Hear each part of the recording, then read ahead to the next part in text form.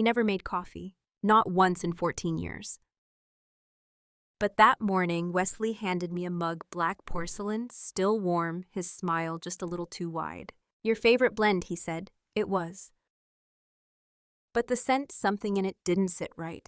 I lifted it to my lips, watched his eyes flicker, and I knew. He was waiting. Where are you listening from? Tell me in the comments, and don't forget to subscribe for more stories like this. My name is Corinne Halstead, 42, co-founder of Halstead Grove Consulting. You won't find my name on the website homepage. That's by design. From the beginning, Wesley wanted to be the face. I let him. He had the voice for it, the handshake, the media charm. Me, I preferred the strategy decks, the 10-year projections, the late-night edits no one saw but always praised. We started from nothing, 2 rented desks and a second-hand espresso machine in the heart of Savannah. Back then it was love, ambition, and shared sacrifice. I built the back end. He built the front. For years it worked, until it didn't. I started noticing things. Small, subtle shifts, my calendar access revoked. Client calls rerouted. At first I blamed the new software, the intern, the chaos of growing fast. Then came Bianca Sorrell. She arrived like a breeze, young, polished, just here to assist.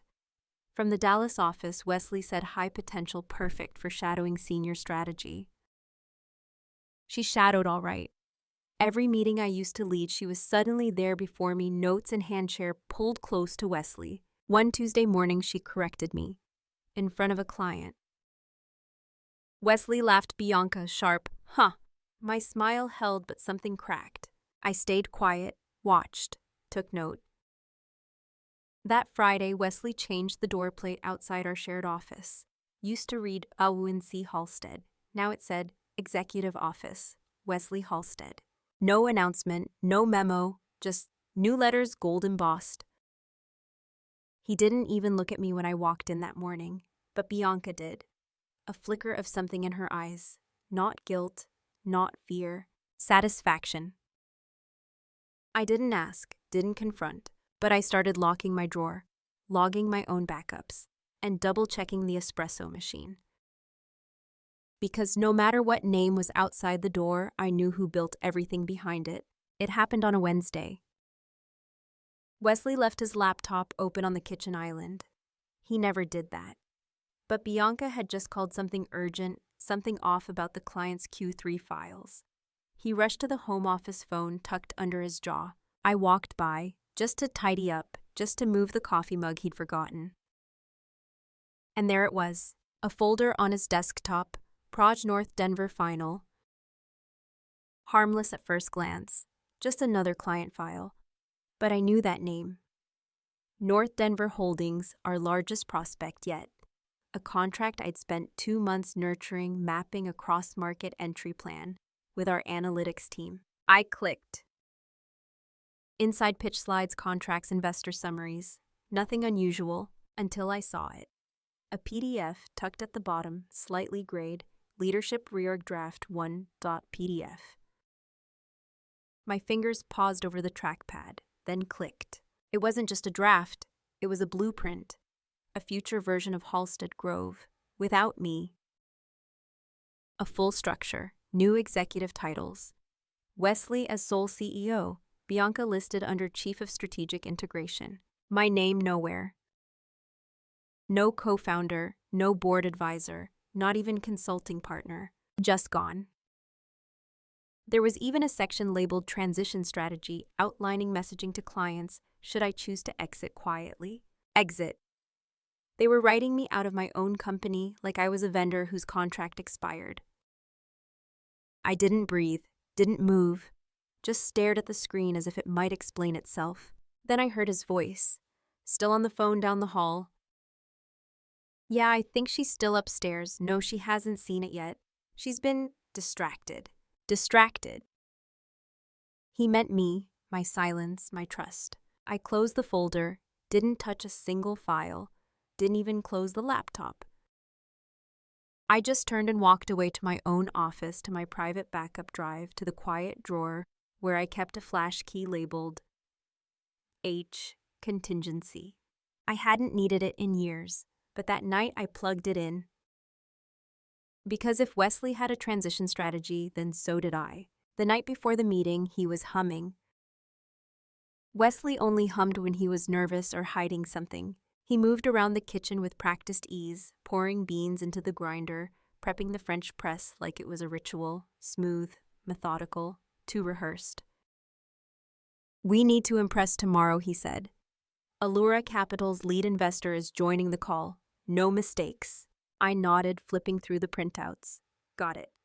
I'll run through the integration slides once more before bed." He glanced at me, then looked away too quickly, like a child who'd almost knocked over a vase. Later that night, I opened the hallway cabinet, the one where we kept travel mugs and emergency first aid. Tucked behind an old binder, exactly where I'd left it, a slim, black voice recorder. Still working. I charged it overnight, labeled the file Presentation Draft, MAR 21, in case someone stumbled upon it. That morning he was up early. Too early. He greeted me in the kitchen with a grin. "Guatemala blend. You love this one, right?" I smiled back, calm, controlled. He placed 2 matching matte black mugs on the table. One said Mrs., the other Mr. A, wedding gift from our 3rd anniversary. Back when our vows still meant something. Steam curled from both mugs. He handed me the Mrs. cup with one hand holding his own firmly in the other. I pretended to sip, let the warmth reach my lip, but didn't let it pass my tongue. Instead, I watched him closely, and I saw it. That flicker, that glint in his eyes, like he was holding a secret he thought I'd never guess. He turned toward the cabinet, checking something on his phone. I moved, quick, silent. Switched the mugs, swapped the outcomes. He returned seconds later, none the wiser. "You'll do great today," he said, settling into his seat. "We'll do great," I answered softly, but inside I was already 2 moves ahead. And the queen he thought he'd cornered had just claimed the center of the board. 10:00 a.m. The Zoom call blinked to life, 6 windows, 5 faces, 1 logo spinning. Wesley straightened his tie, cleared his throat like a man stepping into glory. "Thank you all for joining," he began. Voice steady, smile polished. He glanced at me as if to say, "Watch and learn." I did. The first minute went smoothly, a recap of market trends, our projected strategy, words he'd practiced, words I'd written. Then his voice caught. A flicker, a pause too long between efficiency and implementation. I looked up. His hand was trembling. "Next, the core, numbers, He squinted at the screen, blinked rapidly. The investors frowned. I heard someone typing. He sipped his coffee. A long, deliberate gulp, like a man searching for clarity at the bottom of a cup. And then he started sweating. Small beads at first, then a sheen across his forehead. He tugged at his collar. I leaned in gently, my tone light. "Would you like me to walk through the integration section?" Peter Langston, the lead partner from Allura Capital, looked intrigued. Wesley tried to speak, but his mouth moved slower than his words. I'm fine, just a bit tired," he stammered. Peter nodded, but only slightly. I took over. Slide by slide, line by line. I walked them through the architecture of a transformation plan I had built from scratch. My voice didn't waver, I didn't pause. Wesley sat beside me motionless, his eyes unfocused, his fingers clutching the table edge, as if reality were slipping from under him. One of the investors leaned forward. "Ms. Halstead, can I ask who led the client interviews?" "I did," I replied. "Personally, all 7. A beat of silence, then nods. By the time we reached the final Q&A, Wesley had leaned back in his chair, eyes half closed, face pale. He didn't speak again, but I did. Every word precise, every fact undeniable. When the call ended, Peter said only one thing. "We'll be in touch with you, Ms. Halstead." As the screen faded to black, Wesley turned to me, lips parted. But no sound came out. I smiled and reached for the voice recorder in my desk drawer. That night I didn't sleep. Not because I was afraid, because I knew exactly what came next. While Wesley tossed in bed sweating, mumbling about glitches and bad timing, I opened the metal lockbox beneath my bookshelf. Inside, wrapped in a faded client invoice, was the original founding agreement of Halstead Grove. Page 14, Section 3, Subclause B. Die. In the event of reputational damage caused by a co-founder, whether due to negligence, misconduct, or public performance failure, voting rights and operational authority shall revert to the non-offending partner until internal review concludes. We'd added it in our second year after watching a competitor implode from a PR scandal. Wesley thought it was theoretical. I'd insisted on it just in case. Just in case became today. I took photos, backed them up, sent them to Elena Brooks, my attorney, and my contingency plan. She replied in under 2 minutes. Perfect. We'll file for emergency authority reassignment by Friday. As I sat alone in my office, the city lights of Savannah blinking through the windows, I didn't feel rage or grief, just a tightening clarity. He tried to erase me, publicly, but I hadn't spent a decade building quietly, only to disappear without a sound. That clause forgotten by him, memorized by me, wasn't just legal protection. It was the lever. And I was ready to pull. That night I couldn't sleep. Not from fear, from calculation. I sat at the dining table bare, except for my laptop, one pen, and a glass of still water. No wine, no music. Just the hum of the fridge and the sound of a woman planning her return. I reread Clause 14.3 5 times. Every word still made sense, even the ones he forgot he signed. But I wasn't naive. Men like Wesley didn't fall because you showed the truth. They fell because you left them no doors to run through. So I created the BOC. At 10:41 p.m., I opened a new folder in my cloud drive. Weight removal proof final. Inside it, I placed a full timeline of his sabotage attempts, a list of clients who had been approached without my knowledge, a spreadsheet comparing every slide I had written with the final pitch deck Wesley submitted as his own. I added metadata, timestamps, cross-referenced email IDs, footers he forgot to remove. I wasn't documenting an argument. I was preparing an autopsy. At 11:12 p.m., I called Sam Keller, our head of finance. He answered groggily, "Corinne, is something wrong?" "Yes," I said, "but not for long." I asked for one report. A breakdown of capital contributions from each founder over 5 years. Silent pause. "Then you want it clean?" "I want it forensic." He didn't ask why. He didn't need to. Sam was the kind of man who hated lies more than he feared bosses. By 1:03 a.m., he'd sent a secure link. I downloaded it, printed one copy, slid it into a manila folder labeled Halstead C, Equity Audit for Board Eyes Only. By the time dawn broke, I had everything I needed. A clause, a file, a motive, and a chair waiting for me. I didn't eat breakfast, didn't check my phone. I just stood in front of the mirror and pinned on the name badge I hadn't worn in years. Corinne Halstead, Strategic Director. I looked at it, then peeled it off, dropped it in the trash. Today, I wouldn't walk in as a strategist. I'd walk in as the woman who wrote the map and finally took back the steering wheel. The boardroom smelled like old paper and ambition. Sunlight filtered through the half-closed blinds, casting narrow bars of light across the walnut table. 3 of the 5 board members were already seated. No one spoke. I placed the silver recorder on the table, right in the center, right where Wesley usually laid his phone. Melissa Granger, a board member, and our in-house legal adjusted her glasses. "Do you need to test playback?" she asked. I shook my head. Wesley arrived 4 minutes late. Unbothered, wearing his favorite navy blazer and that unearned smirk he reserved for rooms he thought he owned. "Morning," he said, not looking at me. "I assume we're here to talk next steps after that." Unfortunate hiccup Monday. He dropped into the seat at the head of the table. Except it wasn't his seat anymore. Peter Wong cleared his throat. Before we begin, Ms. Halstead has requested a motion under Clause 14.3. Wesley's smile cracked just a hair. Excuse me.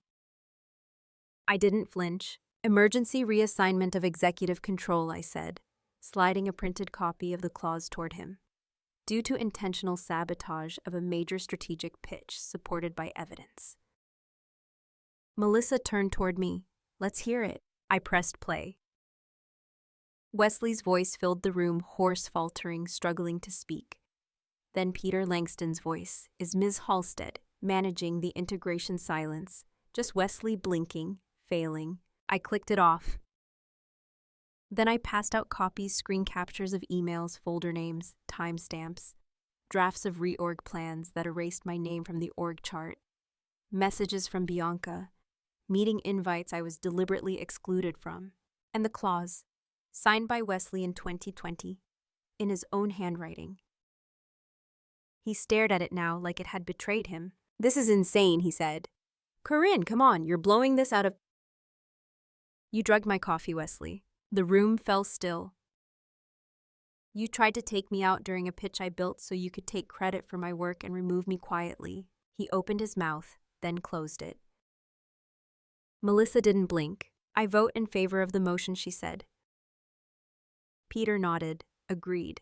Marion's voice chimed in from the speaker, calm and clipped. Yes, immediate reassignment to Ms. Halstead, pending audit. 3 votes. Done. Wesley looked at me, his mouth forming some desperate excuse. I sat down in the chair he once claimed. Meeting adjourned, I said, and picked up the pen. Control had returned to where it always belonged. Bianca didn't come in Friday morning, but her keycard tried to. At 9:14 a.m., it pinged my office, unauthorized access attempt, employee B. Sorrell, status access disabled. I had revoked her credentials an hour earlier. One message to HR, one silent nod to our chief security officer. No drama. We kept it surgical.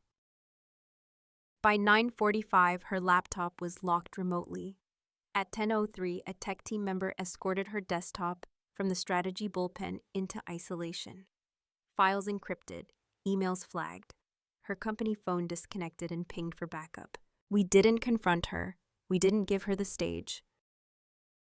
But we gave her something else, a letter. Ms. Bianca Sorrell, due to recent findings regarding improper access to proprietary strategy data, Halstead Grove has initiated an internal review of your conduct. You are placed on administrative leave effective immediately. Please coordinate with HR for the return of company assets. Sincerely, Office of the CEO. She didn't respond, at least not publicly.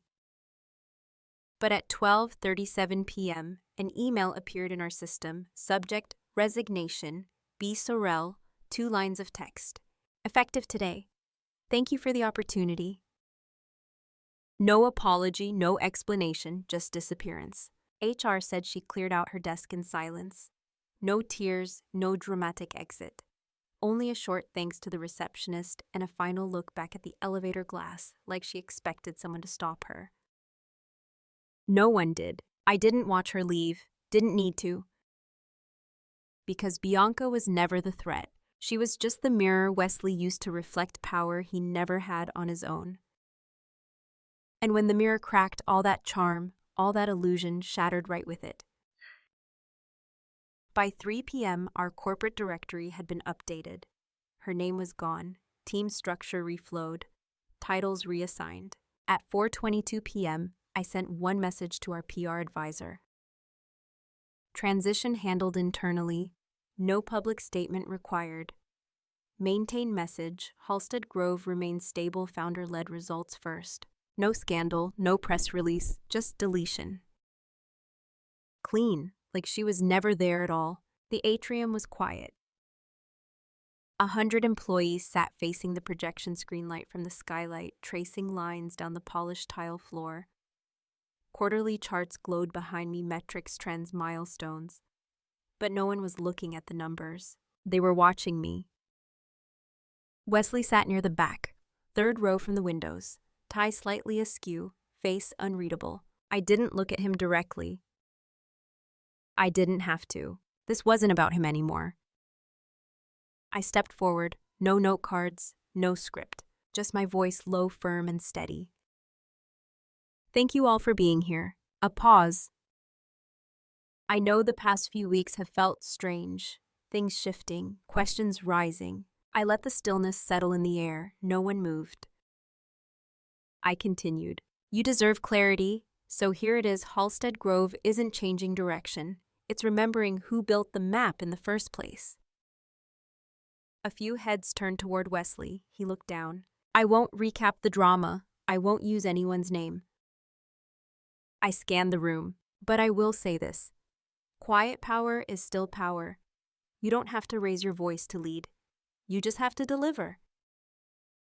No applause, not yet. Just silence, a deep, thoughtful silence. Then someone in operations nodded. A tech lead murmured, "Damn right." Then hands met soft at first, then stronger. Applause not for a victory, but for a shift they could feel. I stepped down, past Wesley on the way out. He didn't speak. The lights in the atrium dimmed behind me as I entered the hallway. Outside my office, the nameplate had already been changed. Corinne Halstead, Chief Executive Officer. Etched in brass, simple, permanent. I opened the door, closed it behind me, took a breath. And for the first time in months, the silence didn't feel like absence. It felt like arrival. Wesley didn't disappear overnight. He tried to salvage what he could. 3 days after the boardroom vote, he emailed our top 5 clients individually. Transition is temporary, he wrote. Corinne and I are simply aligning roles. We remain a united front. No one replied. A week later, he showed up uninvited at a regional networking event in Charleston. He shook hands, smiled, pretended. But the room had shifted. People nodded politely, but no one lingered. No one asked questions. No one mentioned Halstead Grove. The illusion had broken, and the silence he once used as a weapon was now being used against him. At 8:12 a.m. on the following Monday, I received an email. Subject about last quarter, from Peter Langston, Allura Capital. He didn't say much, just 12 words. Thank you for stepping in when it mattered. We saw everything clearly. I didn't reply, not because I was cold, but because I no longer needed to explain who I was. Bianca's name vanished faster than Wesley's. Her email account returned a bounce notice within 48 hours. Her LinkedIn blank. Certification suspended pending internal review. She didn't contest it, didn't file anything. 3 weeks after her exit, the Washington Board of Ethical Consultants posted a bulletin. Unauthorized access to proprietary data under investigation. License inactive until 2027. No one in the firm spoke of her again. She became the shadow in a hallway we'd already repainted. People kept waiting for me to speak. A press release, a comment, a revenge arc. But I gave them nothing. No headline, no exclusive statement, no interview about resilience or betrayal. I showed up every morning at 7:45, signed contracts, reviewed forecasts, led boardrooms, ate lunch alone by the window. I never raised my voice, never made a scene. But every week, another call came in a client we'd once lost. An investor who had once favored Wesley's charm. They came back quietly, one after another. And none of them asked for Wesley. Sometimes I'd see him across town, once at a cafe near the river, another time outside an investor breakfast. He always looked smaller. Not in stature, in weight, like a man shrinking into the space his ego used to occupy. We never spoke, because by then there was nothing left to say. What does a man become when the only power he had was borrowed? Nothing. He becomes nothing. And nothing is louder than the silence he can't control. 6 months later, I moved into the new office. 17th floor, corner suite, glass on 3 sides. The building was called Horizon Tower, an ironic name considering how small everything used to feel. Now at 6:11 p.m., I sat alone, shoes off, quarterly report open on my desk, a cold cup of green tea forgotten by the window. The sunset melted across the skyline of Savannah, pouring soft gold into the room, turning every reflection into something quiet and holy. I didn't rush to leave. No one waited at home, and I no longer feared silence. Blue graphs and green bars lined the last 3 pages of the report. Revenue up 22%, operational costs down 11%, client retention 98%. But what mattered most wasn't on any chart. We just expanded to 3 new cities, opened a Chicago office, hired 2 department leads, both women I had mentored for years. Both had once been told they were great behind the scenes. Now they stood at the front of the room. One of them, Jules, 29, now sat in what used to be Wesley's office. I gave her the key myself. She didn't ask for it, but she had earned it. I rose from the chair, walked barefoot to the window. Below, cars crawled past glowing street lamps. People rushed unaware that just 6 months ago, someone had tried to erase me from the very map I designed. He failed, not because I shouted, but because I didn't. My phone buzzed. A new email. Subject nomination, Seattle Business Circle, content. We are pleased to nominate Ms. Corinne Halstead for the 2025 Innovative Leadership in Small Business Award. I smiled, a small thing, not pride, just knowing. Knowing I was seen, finally. Then I turned off the lights. The city outside burned soft and amber through the glass. In the reflection, I saw myself. Not the woman he tried to replace, not the strategist behind the curtain, but the one who held the blueprint, who stayed quiet long enough to let truth do the speaking. He tried to make me invisible. Now I lead from the brightest room in the building,